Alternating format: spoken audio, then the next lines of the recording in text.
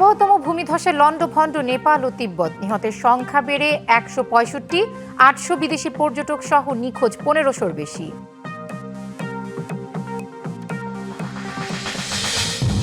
আজ শুরু হচ্ছে ত্রয়োদশ জাতীয় সংসদের তৃতীয় অধিবেশন। উঠতে পারে গুম ও মানবাধিকার কমিশন সংশোধন আইন সহ ৬টি বিল।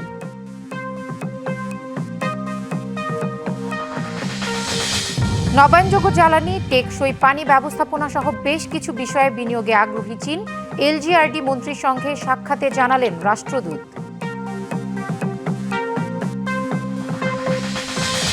ফেসিবাদের বিরুদ্ধে লড়তে শিখিয়েছেন কাজী নজরুল ইসলাম, বললেন রিজভী। ৫০তম মৃত্যুবার্ষিকীতে তারই কীর্তি দিয়ে স্মরণ করা হচ্ছে জাতীয় কবিকে।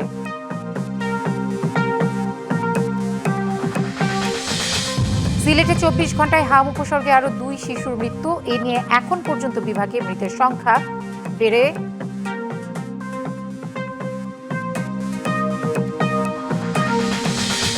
এবং চাঁপাইনবাবগঞ্জের গোমস্তাপুরের রামদাসপুর সীমান্ত দিয়ে ৬ জনকে পুশিনের চেষ্টা।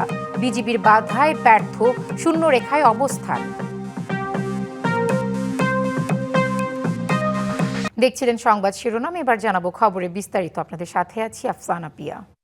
দুপুরে বঙ্গভবনে রাষ্ট্রপতি মির্জা ফখরুল ইসলাম আলমগীরের সাথে প্রধান নির্বাচন কমিশনার এএমএম নাসির উদ্দিনের বৈঠক হওয়ার কথা রয়েছে। এ বিষয়ে সর্বশেষ তথ্য জানাতে বঙ্গভবন থেকে সরাসরি যুক্ত হচ্ছেন সহকর্মী আনোয়ার হোসেন। আনোয়ার, রাষ্ট্রপতির সাথে সিইসির বৈঠকের বিষয়ে কি জানতে পেরেছেন? সবশেষ তথ্য আমাদেরকে জানাবেন। পিয়া, প্রথমেই যে তথ্যটি জানাতে চাই সেটি হচ্ছে যে রাষ্ট্রপতির সঙ্গে যে প্রধান নির্বাচন কমিশনারের নেতৃত্বাধীন যে প্রতিনিধি দল এর মধ্যে কিন্তু বঙ্গভবনে প্রবেশ করেছে। অর্থাৎ আমি যদি বলি এখন থেকে ৪ থেকে ৫ মিনিট আগেই এই প্রতিনিধি দল অর্থাৎ যে গাড়িবহর সেই গাড়িবহরটি বঙ্গভবনে প্রবেশ করেছে।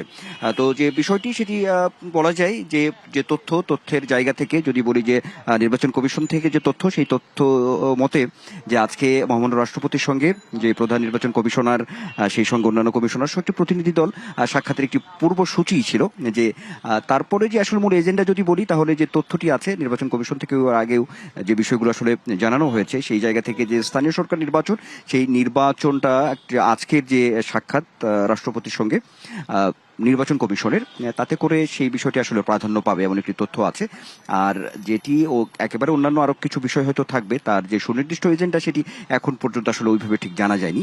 নিশ্চয়ই বৈঠকটি যখন শেষ হবে তারপরে হয়তো বিষয়গুলো আরো সামনে পরিষ্কার হবে। আর যেটি আসলে বলা সেটি হচ্ছে যে স্থানীয় সরকার নির্বাচন নিয়েই আসলে বিগত সময়ে বেশ একটি আলোচনার জায়গা তৈরি হয়েছে। নির্বাচন কমিশনও বেশ প্রস্তুতির মধ্যেই আছে স্থানীয় সরকার নির্বাচন নিয়ে। আমরা দেখেছি যে সরকারের পক্ষ থেকে যে স্থানীয় সরকার যে মন্ত্রণালয়, সেই মন্ত্রণালয়ের যে প্রতিমন্ত্রী তিনিও ১-২ দিনের মধ্যেই বলেছেন যে তারাও এই সামনের সপ্তাহে নির্বাচন কমিশনের সঙ্গে একটি আলোচনায় বসতে চান এই নির্বাচন নিয়ে। আর নির্বাচন কমিশন থেকে যে প্রস্তুতির জায়গা সামনের মাসেই মূলত নির্বাচনের যে পরিচালনার যে বিধি, সেই বিধির যে সংশোধনের বিষয়টি আছে সেটি এই সামনের মাসেই একটি সুনির্দিষ্ট হবে এমন একটি তথ্য আছে। সব মিলিয়ে আজকে মহামান্য রাষ্ট্রপতির সঙ্গে নির্বাচন কমিশনের এই বৈঠক, এর মধ্যে আমরা বলতেই পারি যে বৈঠকটি আসলে শুরু হয়েছে। তাতে করে যে এজেন্ডা মূল বিষয় স্থানীয় সরকার নির্বাচন সহ অন্যান্য বিষয়গুলি আসলে মূলত নির্বাচন কমিশন রাষ্ট্রপতিকে অবহিত করবেন। পিয়া, ধন্যবাদ আনোয়ার। বাংলাদেশে বর্জ্য ব্যবস্থাপনা, নবায়নযোগ্য জ্বালানি, টেকসই পানি সরবরাহ ও ব্যবস্থাপনা সহ বেশ কিছু বিষয়ে বিনিয়োগে আগ্রহী চীন। বিশেষ করে বাংলাদেশের জ্বালানি সংকটে সহায়তা করতে চায় দেশটি। সকালে সচিবালয়ে চীনের রাষ্ট্রদূতের সাথে স্থানীয় সরকার মন্ত্রী ডক্টর মঈন খানের বৈঠক শেষে স্থানীয় সরকার প্রতিমন্ত্রী মীর শাহে আলম এসব কথা জানান। বলেন, গুলশান, কড়াইল ও মহাখালী বস্তিতে বহুতল ভবন নির্মাণে চীনের কাছে ১০,০০০ কোটি টাকা আর্থিক সহায়তা চেয়েছে বাংলাদেশ। চীনও এতে আগ্রহী প্রকাশ করেছে, তবে একসাথে নয়, টাকা দেয়া হবে ধাপে ধাপে। আর রাষ্ট্রদূত ইয়াওয়েন বলেন, প্রধানমন্ত্রী তারেক রহমানের চীন সফর শেষে বাংলাদেশ চীন সম্পর্ক অনন্য উচ্চতায় পৌঁছেছে। এ সম্পর্ক তারা এগিয়ে নিতে চায় তার দেশ। রাষ্ট্রদূত ৩টা বিষয়ে তারা ইনভেস্টমেন্ট তাদের আছে, এগুলোকে আরো তারা বাড়াতে চায়। যেমন ওয়েস্ট ম্যানেজমেন্টে তাদের তো ইনভেস্ট আছেই। ১.৫ বছরের মধ্যে তারা জাতীয় গ্রিডে ৪২ মেগাওয়াট বিদ্যুৎ জাতীয় গ্রিডে তারা ওখান থেকে দিবেন সোলারের মাধ্যমে, যাতে সৌর বিদ্যুৎ উৎপাদন করতে পারি সে ব্যাপারেও তারা সহায়তা করবে। বাংলাদেশের প্রধানমন্ত্রী তারেক রহমানের চীন সফর বাংলাদেশ চীন সম্পর্ক অনন্য উচ্চতায় নিয়ে গেছে। এ সম্পর্ক আমরা আরও এগিয়ে নিতে চাই। বাংলাদেশের জ্বালানি সংকট নিরসনে কাজ করা যেতে পারে। সরকারি ইউনানি আয়ুর্বেদিক কলেজকে অবহেলিতভাবে ঝুলিয়ে রাখা হয়েছে উল্লেখ করে পাশে থাকার আশ্বাস দিয়েছেন বিরোধী দলীয় নেতা ও জামায়াতে ইসলামের আমির ডাক্তার শফিকুর রহমান। বৃহস্পতিবার সকালে রাজধানীর সরকারি ইউনানি আয়ুর্বেদিক মেডিকেল কলেজের শিক্ষক ও চিকিৎসকদের সাথে মতবিনিময় সভায় এ কথা বলেন তিনি। এ সময় দাবি আদায় ইউনানি আয়ুর্বেদিক মেডিকেল কলেজের সাথে থাকার কথাও বলেন তিনি।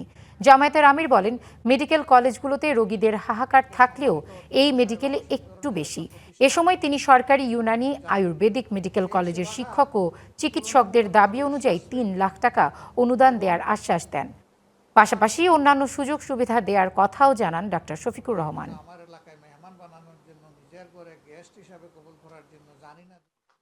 এই প্রতিষ্ঠানটা খুবই অবহেলিত, যেভাবে এটাকে ঝুলিয়ে রাখা হয়েছে, তাইলে সরকার বলে দিতে পারে যে এটার প্রয়োজন নেই। এটার একটা সমাধান অবশ্যই হওয়া চাই। আমি আপনাদেরকে ওয়াদা দেব যে দাবি আদায় আপনাদের লড়াইয়ের সাথে আমি থাকব। আপনারা লড়াই চালিয়ে যাবেন, আমি আপনাদের একজন সহযোদ্ধা হিসাবে এই লড়াইয়ে অংশগ্রহণ করব। নেপালের বাগমাতি প্রদেশে ভয়াবহতম ভূমিধসের পর এখন চারিদিকে কেবলই কান্নার রোল। মৃতের সংখ্যা বাড়ার সঙ্গে সঙ্গে বাড়ছে দীর্ঘশ্বাস। আর নিখোঁজদের ভবিষ্যৎ নিয়েও দেখা দিচ্ছে আতঙ্ক। প্রিয়জনকে আর খোঁজ মিলবে কি না সেই হতাশা ভর করেছে মানুষের চোখে মুখে।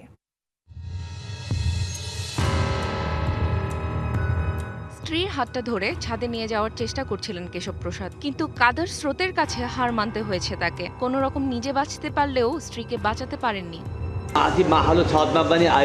আমরা ছাদেই ছিলাম, পানি ঘরের উপরে তলা পর্যন্ত উঠে গিয়েছিল। চোখের সামনেই আমার স্ত্রী কাদায় চাপা পড়ে গেল, কিছুই করতে পারলাম না। আমরা ছাদে আশ্রয় নেয় বেঁচে গেছি। 4-5 ঘন্টা পরে হেলিকপ্টার এসে আমাদের উদ্ধার করে। কেশবকে উদ্ধার করে এখন হাসপাতালে চিকিৎসা দেয়া হচ্ছে। কেশবের মতো আরো অনেকেই চিকিৎসা নিচ্ছেন বিভিন্ন হাসপাতালে। নেপালে ভয়াবহ ভূমিধসে স্বজন হারানোর কান্না এখন ঘরে ঘরে। একে একে বাড়ছে মৃতের সংখ্যা। সেটা কোথায় গিয়ে ঠেকে তা কেউই নিশ্চিত করে বলতে পারছেন না। প্রত্যক্ষদর্শীরা ভয়াবহ সেই দৃশ্যের বর্ণনা করতে গিয়ে ভেঙে পড়েছেন কান্নায়। অনেকেই আতঙ্কে কথাও বলতে পারছেন না। কি হলো, কিভাবে হলো, কিছু যেন বুঝে ওঠার আগেই সব শেষ। বাড়িঘর, রাস্তাঘাট কিছুই অবশিষ্ট নেই। মাইলের পর মাইল জুড়ে এখন কেবলই ধ্বংসযজ্ঞ। নেপাল সরকার উদ্ধার কাজ চালাচ্ছে প্রাণান্ত। বিভিন্ন দেশ ও সহায়তার হাত বাড়িয়েছে, কিন্তু ধ্বংসযজ্ঞ এতটাই ভয়ঙ্কর যে উদ্ধারকারীরাও হিমশিম। নিখোঁজদের খোঁজার পাশাপাশি আটকে পড়াদের উদ্ধারে চলছে চেষ্টা।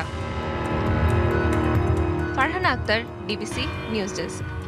বর্তমানে কি পরিস্থিতি তা জানাতে আমাদের সাথে যুক্ত হচ্ছেন নেপালে অবস্থান করা বাংলাদেশের এনজিও কর্মী তাহিয়াতুল জান্নাত রেমি। রেমি, নেপালের আকস্মিক বন্যার সর্বশেষ তথ্য আপনার কাছে কি আছে সে বিষয়ে আমাদেরকে জানাবেন। এই মুহূর্তে আমি কাঠমান্ডুতে আছি। তো যেহেতু কাঠমান্ডুর ললিতপুরে আছি, এটা যে অঞ্চলগুলো প্লাবিত বন্যায় ক্ষতিগ্রস্ত হয়েছে সেই অঞ্চলগুলো থেকে বেশ দূরে, কিন্তু এখানে পোখারা এবং যে অঞ্চলগুলো প্লাবিত হয়েছে সেখানকার শিক্ষার্থীরাও আমাদের সঙ্গে অংশগ্রহণ করেছেন। তো যেই ভয়াবহ ফ্লাশ ফ্লাড আমরা দেখছি সোশ্যাল মিডিয়াতে, ঘটনাটি আরো বেশি ভয়ঙ্কর। এবং ওখানে 28টি দেশের বিভিন্ন পর্যটকরা, যেহেতু আপনারা জানেন যে নেপাল একটি পর্যটন কেন্দ্রিক দেশ, তো এখানে অনেক পর্যটনরা এখনো পর্যন্ত মিসিং, তাদেরকে খুঁজে পাওয়া যাচ্ছে না। তবে এখানকার বেশ কিছু পত্রিকা যেমন আওয়াজ এবং অন্য পত্রিকা, নেপাল টাইমস, এই পত্রিকাগুলোতে দেখা যাচ্ছে যে পুলিশ প্রচন্ড রকমের চেষ্টা করছে, তারা তাদের সর্বাত্মক চেষ্টা করছে রেস্কিউ করবার জন্য। তবে বেশিরভাগ মানুষই আসলে নিখোঁজ। যাদেরকে রেস্কিউ করা যাচ্ছে, দেখা যাচ্ছে যে তাদের পরিবারের অনেকেই কিন্তু নিখোঁজ, এবং ছোট শিশুরা এবং নারীরা সবচাইতে বেশি ডিফিকাল্ট সময়ের মধ্য দিয়ে যাচ্ছে এই মুহূর্তে। আর কাঠমান্ডুতে এই মুহূর্তে সেরকম কোনো, আজকে এখানে রোদ উঠেছে এবং গতকাল বেশ মেঘাচ্ছন্ন একটা আবহাওয়া ছিল, কিন্তু আজ এখনো পর্যন্ত কাঠমান্ডুর অবস্থা ভালো। তবে নেপালের যারা আছেন তারা আশঙ্কা করছে আরো একটি ফ্লাশ ফ্লাড সম্ভবত হতে পারে। আর যেই পথগুলো ক্ষতিগ্রস্ত হয়েছে, যে সড়কগুলো ক্ষতিগ্রস্ত হয়েছে, ওই সড়কগুলো মূলত কাঠমান্ডুর সঙ্গে মূল যে নেপালের যে মূল কাঠমান্ডু তার সঙ্গে সংযোগস্থল, তো ওই সংযোগস্থলগুলো যেহেতু বিচ্ছিন্ন হয়েছে, তাই যাতায়াত ব্যবস্থা তো ক্ষতিগ্রস্ত হচ্ছেই, এবং এর পাশাপাশি আসলে রেস্কিউ করার কাজটাও বেশ জটিল হয়ে যাচ্ছে। আর সকাল থেকে আমি এখানে কথা বলেছি যখন নেপালে যারা আছেন সেই অংশগ্রহণকারীদের সঙ্গে, তারা জানিয়েছেন বিভিন্ন এনজিও যারা কাজ করে এখনো পর্যন্ত নেপালে, তারাও চেষ্টা করছে রেস্কিউ করবার জন্য এবং ওখানে যে সহযোগিতা দরকার সে বিষয়ে হাত বাড়িয়ে দেবার জন্য। ধন্যবাদ রেমি। 50তম মৃত্যুবার্ষিকীতে তার কীর্তি দিয়েই পরম শ্রদ্ধা আর ভালোবাসায় স্মরণ করা হচ্ছে জাতীয় কবি কাজী নজরুল ইসলামকে। ঢাকা বিশ্ববিদ্যালয় এলাকায় নজরুলের সমাধিতে ফুল দিয়ে শ্রদ্ধা নিবেদন করেছেন কবি পরিবারের সদস্য, রাজনৈতিক দলের নেতা ও সাংস্কৃতিক সংগঠনের প্রতিনিধিরা। কবির মৃত্যুদিনে বিএনপির ভারপ্রাপ্ত মহাসচিব রুহুল কবির রিজভী বলেছেন, ফেসিবাদের বিরুদ্ধে প্রতিবাদ করতে শিখিয়েছেন কাজী নজরুল।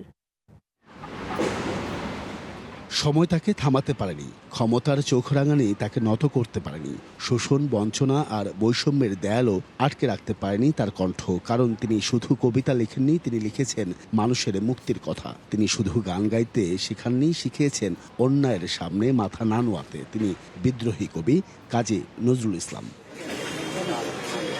সাহিত্যের প্রায় প্রতিটি শাখায় তার বিচরণ। কবিতা, গান, গল্প, উপন্যাস, প্রবন্ধ, যেখানেই কলম ধরেছেন সেখানেই ফুটে উঠেছে মানুষের কথা। আর সেই সৃষ্টির ভেতর সবচেয়ে উজ্জ্বল হয়ে আছে দ্রোহ। নজরুলের সমস্ত সৃষ্টকর্ম সেগুলোকে মানুষের সামনে তুলে ধরা, আর সে প্রয়োজনেই কিন্তু নানা রকম কর্মসূচি নেওয়া হয়েছে। যে কবি বলেছিলেন শিকল ভাঙার কথা, যে কবি ভয়কে জয় করার সাহস দিয়েছিলেন, তার গানেই রাজপথে নেমেছে তরুণ প্রজন্ম। কারণ নজরুলের কাছে স্বাধীনতা শুধু একটি শব্দ ছিল না, ছিল মানুষের অধিকার।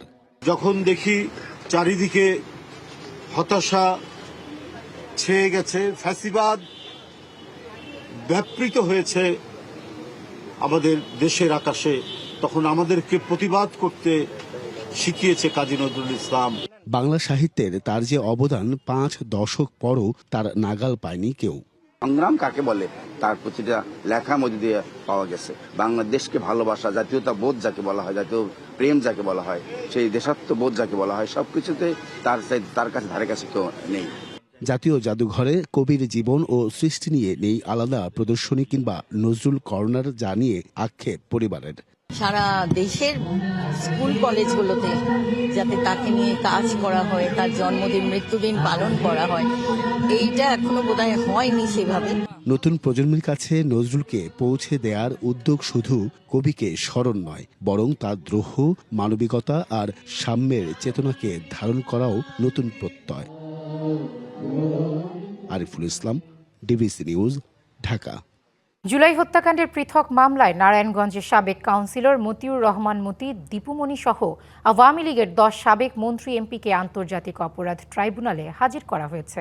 এছাড়া 2015 সালে বর্তমান স্বরাষ্ট্রমন্ত্রী সালাউদ্দিন আহমেদকে গুমের অভিযোগের মামলায় সাবেক র্যাব কর্মকর্তা জিয়াউল হাসানকে সকালে ট্রাইব্যুনালে হাজির করা হয়। আদাবর থেকে সালাউদ্দিন আহমেদকে তুলে নিয়ে যাওয়ার ঘটনায় তার বিরুদ্ধে এ মামলা করা হয়। 2013 সালে হাফেজ জাকিরকে গুমের অভিযোগে র্যাব 1-এর সাবেক অধিনায়ক আবদুল্লাহ আল মোমেনকেও ট্রাইব্যুনালে হাজির করা হয়েছে। সিলেটে 24 ঘন্টায় হাম উপসর্গে আরও 2 শিশুর মৃত্যু হয়েছে। এখন পর্যন্ত বিভাগে মৃতের সংখ্যা বেড়ে দাঁড়িয়েছে 148 জনে। একই সময়ে এই রোগের উপসর্গ নিয়ে বিভাগের বিভিন্ন হাসপাতালে ভর্তি হয়েছেন আরও 102 জন। এছাড়া সিলেট বিভাগের বিভিন্ন হাসপাতালে হামের উপসর্গ নিয়ে বর্তমানে চিকিৎসাধীন রয়েছেন 335 জন। আক্রান্তদের প্রায় 95% অসচেতনতা ও কুসংস্কারের কারণে টিকার বাইরে ছিল। হামের সবচেয়ে ঝুঁকিপূর্ণ সময় বা লগ ফেজ এরই মধ্যে পার হয়েছে দাবি করে স্বাস্থ্য বিভাগ বলছে, পরিস্থিতি নিয়ন্ত্রণে বিভিন্ন কর্মসূচি হাতে নেওয়া হয়েছে। চাঁপাইনবাবগঞ্জের গোমস্তাপুর উপজেলার রামদাসপুর সীমান্ত দিয়ে 6 জনকে পুশিনের চেষ্টা করেছে বিএসএফ। সকালে বিএসএফ সদস্যরা তাদের ঠেলে পাঠানোর চেষ্টা করে, তবে বিজিবির তৎপরতায় সে চেষ্টা প্রতিহত করা হয়। পরে তারা সীমান্তের শূন্য রেখায় অবস্থান নেয়। বিষয়টি নিশ্চিত করে নওগাঁ ১৬ বিজিবি ব্যাটালিয়নের অধিনায়ক লেফটেন্যান্ট কর্নেল আরিফুল ইসলাম মাসুম জানান, রামদাসপুর বিওপির টহল দল ঘটনাস্থলে পৌঁছায় এবং ৬ জনকে শূন্য রেখায় ফিরে যেতে বাধ্য করে। রাতে নয়, ভোরে শ্বাসরোধে হত্যা করা হয় গণপতি ও তার পরিবারের সদস্যদেরকে। রংপুরে একই পরিবারের ৪ জনকে হত্যার ঘটনায় গ্রেপ্তার সিদ্ধার্থ ও মুগ্ধ দাসের ডিএনএ নমুনা সংগ্রহ ও ডোপ টেস্ট করা হবে। এজন্য আদালতের প্রক্রিয়া চলমান রয়েছে। ব্রিফিংয়ে একথা জানিয়েছেন পুলিশ কমিশনার মোহাম্মদ আব্দুল মাবুদ। সকালে রংপুর মেট্রোপলিটন পুলিশ কমিশনার কার্যালয়ে সংবাদ সম্মেলনে একথা বলেন তিনি। কমিশনার আরও বলেন, ভোরের আলোতে ইয়াবা সেবন দেখে ফেলায় মান সম্মানের ভয়ে শিক্ষক গণপতিকে হত্যা করে প্রতিবেশী ওই ২ যুবক সর্বোচ্চ ৯টি ইয়াবা সেবন করে ওই হত্যাকাণ্ড ঘটিয়েছে তারা।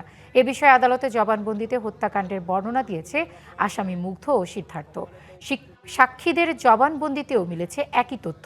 কমিশনার জানান, আসামিদের ডোপ টেস্ট ও ডিএনএ পরীক্ষার কার্যক্রম প্রক্রিয়াধীন থাকলেও নিহত গণপতির স্ত্রী ও কন্যার ফরেনসিক প্রাথমিক রিপোর্টে ধর্ষণের আলামত মেলেনি। এছাড়া গণপতির ব্যাংকে জমা টাকার বিষয়ে স্টেটমেন্ট উত্তোলনের আবেদন করা হয়েছে। ৪ জনকে শ্বাসরোধ করে হত্যার বিষয়টা ময়নাতদন্তে প্রমাণিত হয়েছে। কোনো ধর্ষণের আলামত পাওয়া যায় নাই। মামলার তদন্ত এখনো শেষ হয় নাই। সীমান্ত দাস এবং মুগ্ধ দাস তারা বিজ্ঞ আদালতে স্বীকারোক্তিমূলক জবানবন্দি দিয়েছে। কারসাজির মাধ্যমে পছন্দের ঠিকাদারি প্রতিষ্ঠানকে দেয়া হয় কাজ, আবার কাজ না করেই আত্মসাৎ করা হয় সরকারি টাকা। নানা অনিয়ম ও দুর্নীতির এমন অভিযোগ চট্টগ্রাম গণপূর্ত বিভাগ ১ কার্যালয়ের তত্ত্বাবধায়ক প্রকৌশলী ও কর্মকর্তা কর্মচারীদের সিন্ডিকেটের বিরুদ্ধে। তবে সিন্ডিকেটের অনিয়ম ও দুর্নীতি নিয়ে একাধিক তদন্ত কমিটি করা হলেও কোনো এক অদৃশ্য কারণে কোনো কমিটি পায়নি অনিয়মের প্রমাণ। চট্টগ্রামের মাদকদ্রব্য নিয়ন্ত্রণ অধিদপ্তর ভবনের কাজের দরপত্র প্রকাশ হয় গেল বছরের জুনে। প্রাক্কলিত ব্যয় থেকে ১০% কমে ওটিএম বা উন্মুক্ত দরপত্র পদ্ধতিতে ৮ লাখ টাকার কাজ পায় ঢাকার ঠিকাদারি প্রতিষ্ঠান মাদার বিল্ডার্স। তবে প্রতিষ্ঠানটির স্বত্বাধিকারী জানান, গত কয়েক বছরে তার প্রতিষ্ঠান কোনো কাজই করেনি। আমাদের খুব বেশি কাজ ওখানে নাই, ওটা 2টা কাজ থাকলেও থাকতে পারে, সেটা অনেক আগে এখন এই যে 1 বছর 2 বছর 3 বছর এরকম হতে পারে। চট্টগ্রাম মেডিকেল কলেজের কান্তা হোস্টেলের 18 লাখ টাকার কাজ উন্মুক্ত দরপত্র পদ্ধতিতে পান পঞ্চগড়ের শেখ ট্রেডার্স। অভিযোগ রয়েছে, প্রতিষ্ঠানটিকে কাজ দিতে ৩১ জনের মধ্যে ১৯ জনকেই নন রেসপন্সিভ করা হয়। শুধু তাই নয়, চট্টগ্রাম মেডিকেলের ৫,৭৬,০০,০০০ টাকার ক্যান্সার ভবনের লিঙ্ক করিডোরের কাজ 2 বার পুনর্মূল্যায়ন করে 2 দফায় ২৭ জনকে বাদ দিয়ে পছন্দের ঠিকাদারকে দেওয়া হয় কাজ।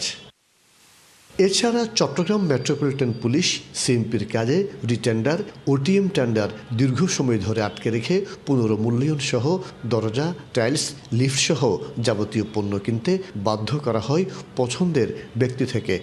সুবিধা দিচ্ছে ওনাদের থেকে, উনি এভাবে টাকা নিচ্ছে, এটা শুনছি। 8% হোক 10%ও শুনছি আমি। আর এসব অনিয়ম সাবকন্ট্রাক্টের নামে টেন্ডার বাণিজ্য সহ নানা অভিযোগের তীর তত্ত্বাবধায়ক প্রকৌশলী জাকির হোসেনের দিকেই। ঠিকাদাররা তার বিরুদ্ধে গণপূর্ত সহ মন্ত্রণালয়ে চিঠিও দিয়েছেন। প্রায় 2-3-4 লক্ষ টাকার ফর্ম কেনার পর যদি একটা কাজ ছোট পাই, ওরা অবশ্যই বলে, এসরা বলে আমরা কাজগুলি করে ফেলেছি, আপনারা আমাদের সাথে সেই সমঝোতা করেন। লাগাতার উনি দুর্নীতি, এরপর পার্সেন্টেজ, এরপর ওনার পছন্দনীয় লোক না হলে ওনাদেরকে বিভিন্নভাবে হয়রানি করতেছে। তবে অভিযুক্ত তত্ত্বাবধায়ক প্রকৌশলীর সাথে কথা হলে জানান ভিন্ন কথা। বলেন, দরপত্রে অংশগ্রহণকারীর দেওয়া তথ্য ত্রুটিপূর্ণ থাকলে তা বাতিল করা হয়। টেন্ডারগুলো সঠিক উপায়ে সাবমিট করে নাই, অনেক ঠিকাদার তথ্য লুকাচ্ছে, চলমান কাজের তথ্য, এর কারণে ধরেন টেন্ডার ক্যাপাসিটি আমরা যাচাই করলে দেখা যায় যে ঠিকাদারদের টেন্ডার ক্যাপাসিটি কভার করে না। সিন্ডিকেট চক্রের কারসাজিতে গণপূর্ত বিভাগ ১ কার্যালয়ে দীর্ঘদিন ধরে অনিয়ম চলে আসলেও নেওয়া হয়নি কোনো ব্যবস্থা। মাসুদুল হক, ডিবিসি নিউজ, চট্টগ্রাম।